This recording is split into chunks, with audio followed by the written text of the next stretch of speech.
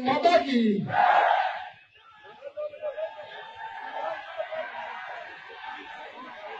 भारत माता की। भारत माता की। मां अन्नपूर्णागिरी की। मां पूर्णागिरी की। मां शारदे की। मां शारदे जी की। गोलजू महाराज की। गोलजू महाराज की।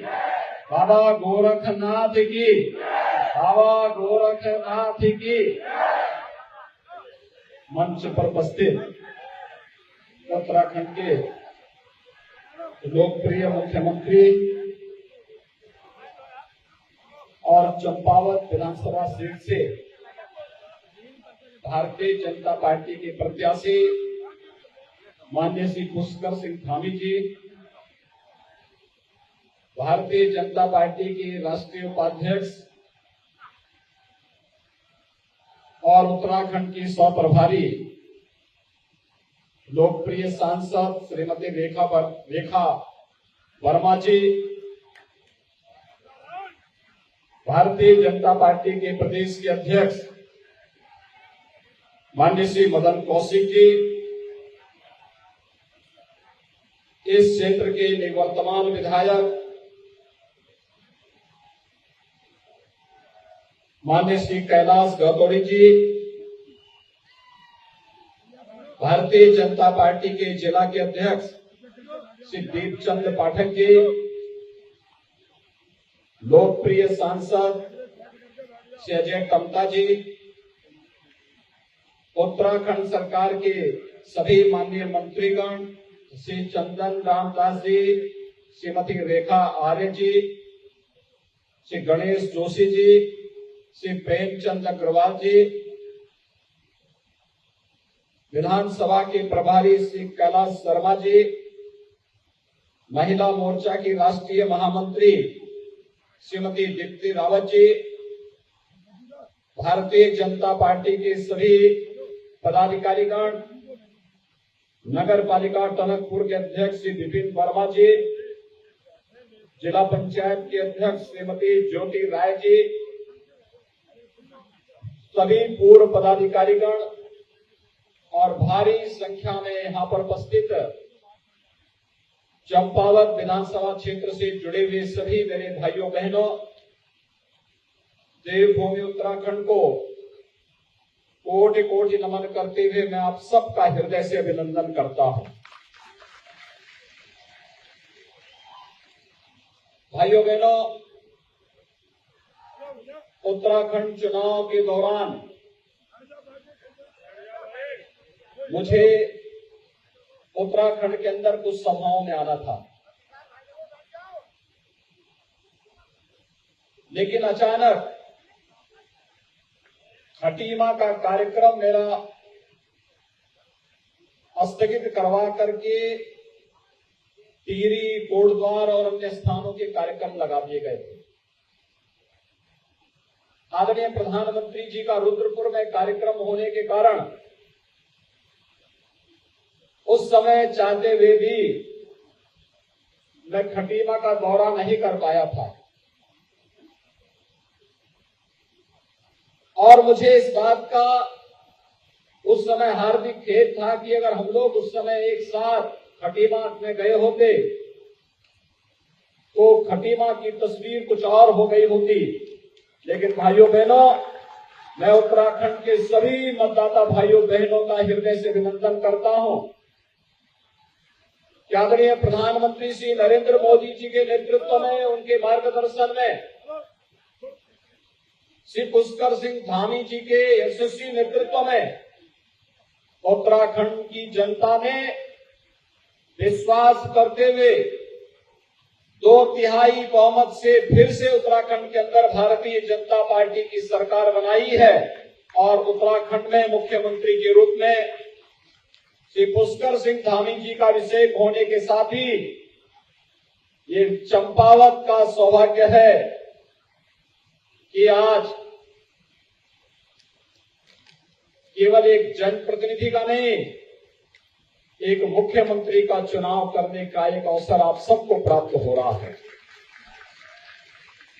भाइयों बहनों, चंपावत जनपद की स्थापना 1997 में हुई थी।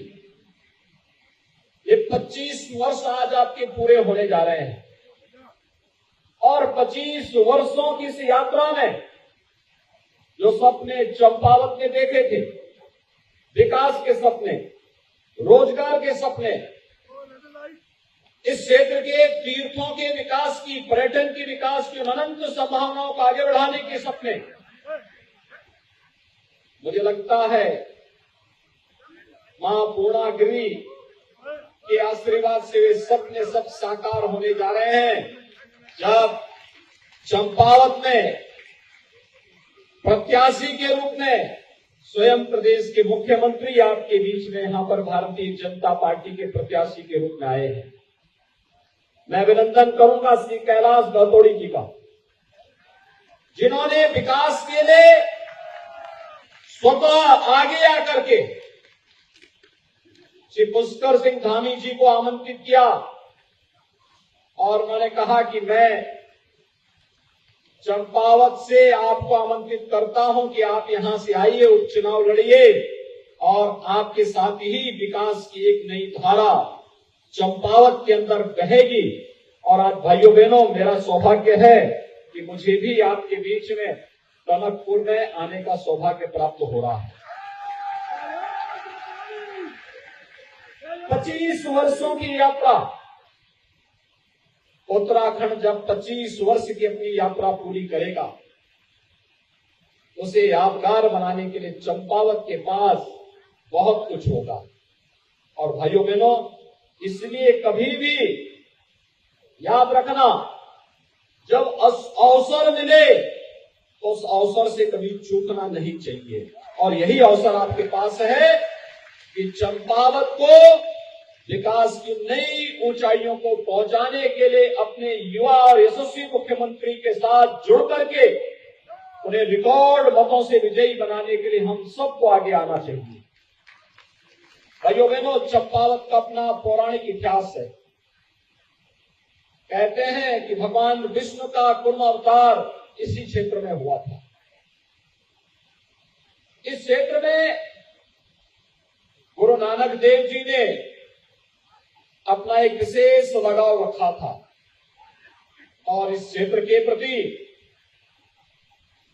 युगकृष्णा संत स्वामी विवेकानंद की विशेष दृष्टि इस क्षेत्र पे थी।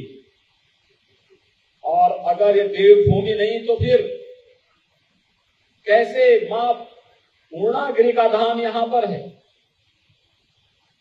गोलोजी महाराज का धाम यहां पर है, बाबा गोरखनाथ का धाम यहां पर है और न जाने कितने ऐसे धाम मां सरस्वती के रूप में मां शारदा की कृपा यहाँ पे साक्षात बरसती भी दिखाई देती है। आप सब सौभाग्यशाली हैं इस देवभूमि में जन्म लेकर के। आप सबको यहाँ के माध्यम से देश की सेवा करने का अवसर प्राप्त हो रहा है। भाइयों बहनों, देवभूमि उत्तराखंड के बारे में प्रधानमंत्री मोदी जी बार बार कहते हैं कि जब उत्तराखंड की जवानी और उत्तराखंड का पानी उत्तराखंड से बाहर निकलता है तो देश के लिए उपयोगी बनता है। देश जवान यहाँ की सुरक्षा करता है। जब मां शारदा का पानी जाता है तो यहां से होकर के उत्तर प्रदेश के तमाम जनपदों को अपनी मीठे पानी से सिंचाई की सुविधा उपलब्ध करवा करके न केवल वहां के किसानों को समृद्ध करता है बल्कि अन्नदाता किसानों को समृद्ध भी करता है और साथ ही साथ देश का पेट भरने का काम भी करता है। यही तो उत्तराखंड की विशेषता है। हम आभारी हैं प्रधानमंत्री मोदी जी के, जिनके मार्गदर्शन में आज उत्तराखंड एक नई ऊंचाइयों को, विकास की एक नई ऊंचाइयों को छूता हुआ दिखाई दे रहा है। मुझे इसी महीने 3 दिन के लिए उत्तराखंड के प्रवास का सौभाग्य प्राप्त हुआ था। आप सब जानते हैं मेरा जन्म भी उत्तराखंड में ही हुआ है और कई वर्षों के बाद मुझे अपनी जन्मभूमि में जाने का अवसर प्राप्त हुआ था। और 3 दिन का प्रवास मेरा बहुत अच्छा रहा। कितना रोचक था, कितना अच्छा था। विकास की ऊंचाइयों को जब मैं यहाँ बचपन में मैंने अपनी स्कूली शिक्षा उत्तराखंड में पढ़ी थी, तब सड़क नहीं थी, बिजली नहीं थी, पानी नहीं था, स्वास्थ्य की कोई सुविधा नहीं थी। और जब मैं कई वर्षों के बाद उत्तराखंड के उन गांवों में गया, वहां मुझे सड़क मिली, बिजली मिली, पानी मिला, स्वास्थ्य की सुविधा मिली। विकास की एक नई ऊंचाइयों को छूता हुआ उत्तराखंड नए भारत का एक नया उत्तराखंड के रूप में स्थापित हो रहा है।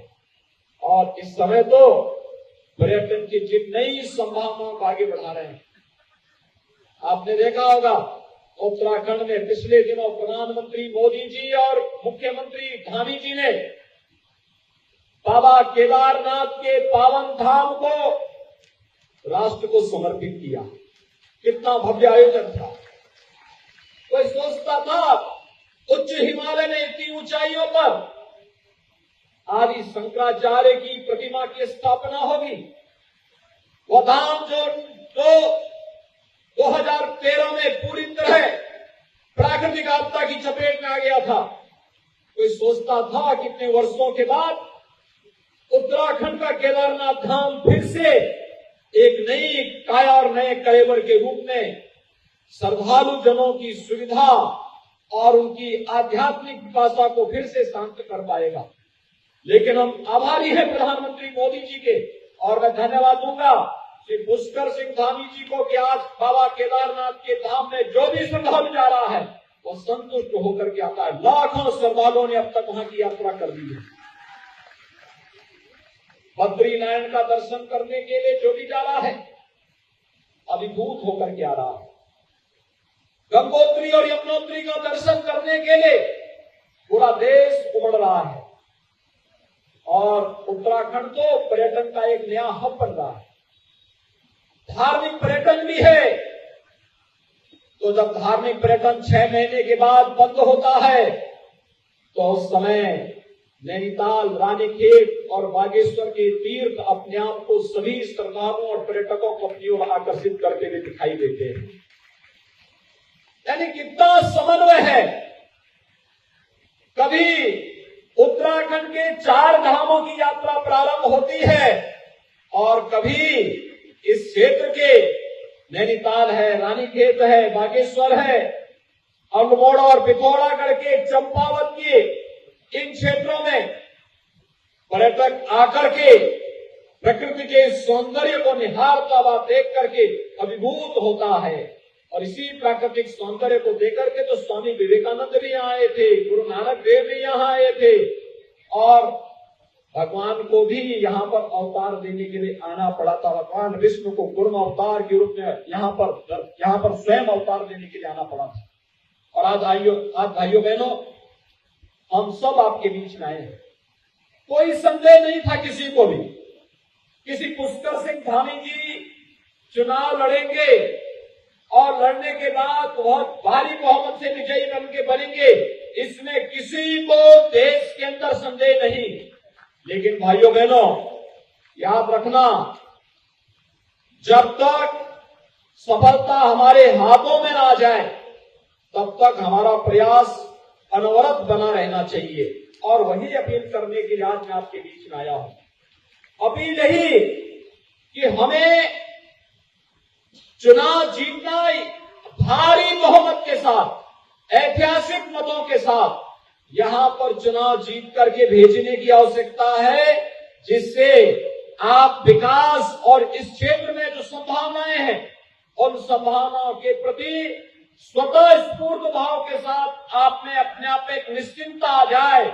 और मुख्यमंत्री बनने का मतलब क्या होगा है, आज मैं आपको बता सकता हूं। अगर आप गोरखपुर जाएंगे, गोरखपुर के विकास को पिछले 5 वर्षों के अंदर, 5 साल पहले गोरखपुर गया होगा, आज जो गोरखपुर जाएगा तो पहचान नहीं पाएगा कि विकास क्या होता है, कैसे विकास होता है।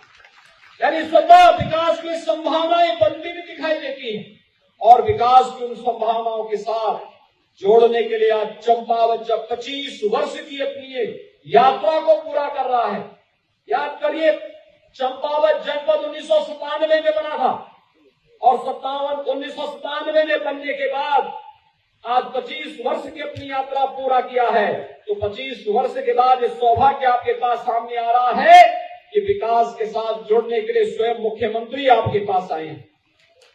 आपने तो सुना होगा कि प्यासा कुएं के पास आता है, लेकिन भाइयों बहनों पहली बार कुआं प्यासे के पास आ रहा है विकास की प्यासा को दूर करने के लिए। और विकास की इस प्रक्रिया के साथ जुड़ना अपने आप में एक सौभाग्य की बात है।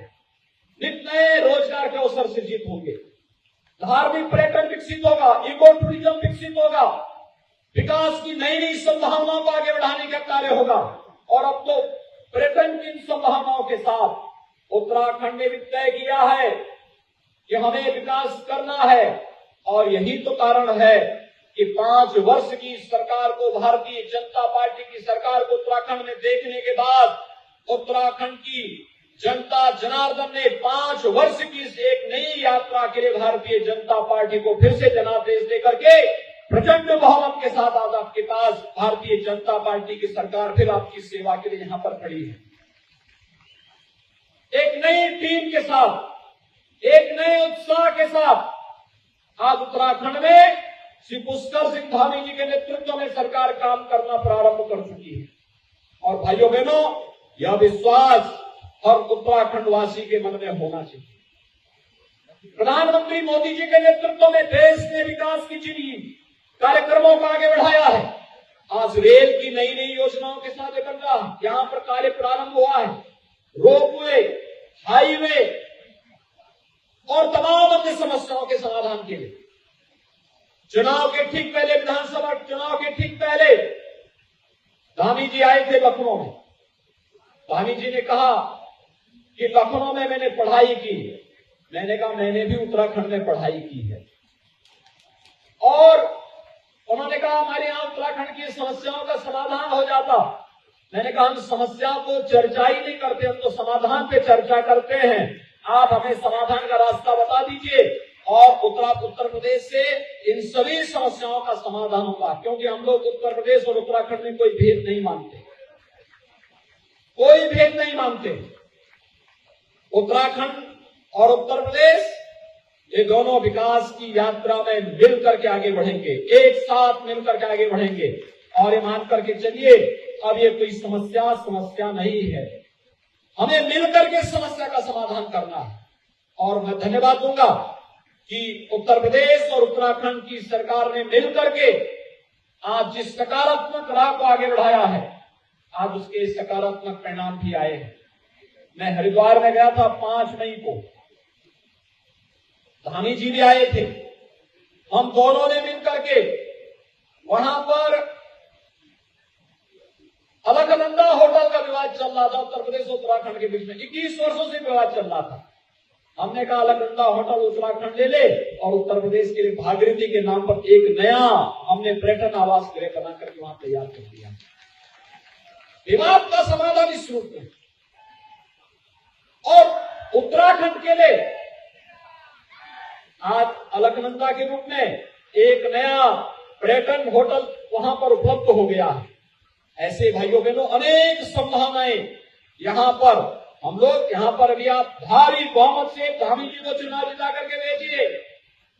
और मैंने कहा है बनबसा की समस्या का समाधान भी हम लोग यहीं आकर के करेंगे। एक बार धामी जी आए हैं, अगली बार जब आपके विधायक के रूप में आपके मुख्यमंत्री यहां पर कार्य करेंगे तो बनबसा की समस्या का समाधान करने के लिए मैं स्वयं ही आपके बीच में यहां पर उपस्थित रहूंगा। मां पूर्णागिरी के दर्शन करने का सौभाग्य प्राप्त होगा। मैं बाबा गोरखनाथ का अनुयायी हूं, उनके दर्शन करने का, उनके धाम का दर्शन करने का सौभाग्य भी मुझे प्राप्त होगा। उत्तराखंड के आप सभी भाइयों बहनों से मिलने का भी अवसर मुझे प्राप्त होगा। और आज के इस अवसर पर मैं आप सबका यही आह्वान करूंगा कि भाइयों बहनों, उत्तराखंड को एक लंबी लड़ाई के लिए तैयार होना होगा। ये लड़ाई विकास की है, हमें विकास की इस लड़ाई को आगे बढ़ाना है। प्रधानमंत्री मोदी जी के विजन को आगे बढ़ाना है। और प्रधानमंत्री मोदी जी के विजन को आपके युवा मुख्यमंत्री अपनी टीम के साथ जिस मजबूती के साथ आगे बढ़ाने का कार्य कर रहे हैं वो अद्भुत है, अभिनंदनीय है। हर उत्तराखंड वासी को जुड़ करके इस कार्यक्रम के साथ जुड़ना चाहिए, इस अभियान को आगे बढ़ाना चाहिए।